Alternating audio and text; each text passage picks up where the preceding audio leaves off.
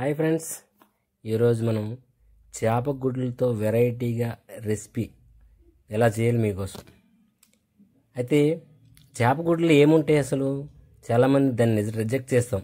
Shop దగ్గర చేపలు కొన్నప్పుడు షాప్ దగ్గర వదిలేస్తాం. ఈరోజు మేము ఫ్రెష్ ఫిష్ బతికున్న చేపను కొనుక్కొని అందులోని గుడ్ల సెన తీసుకున్నాం. అది అది ఎంత మంచిదంటే అందులో ఏముంటాయంటే ఒమేగా 3 ఫ్యాటీ యాసిడ్ ఉంటుంది.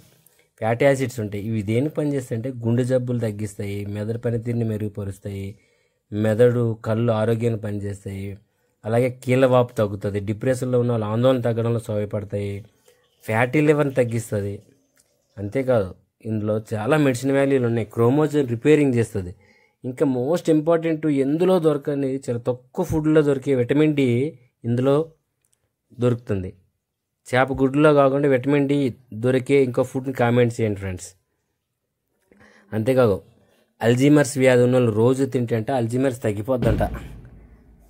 అలాగే బాడీ వణుకుతుంది కొంతమందికి, వాళ్ళకి కానీ నిద్ర పట్టిన వాళ్ళకి కానీ చాలా ఉపయోగపడతాయంట. ఇంత మంచి రెసిపీని చాలామంది షాప్ దగ్గర విడిచిపెడుతుంటాం.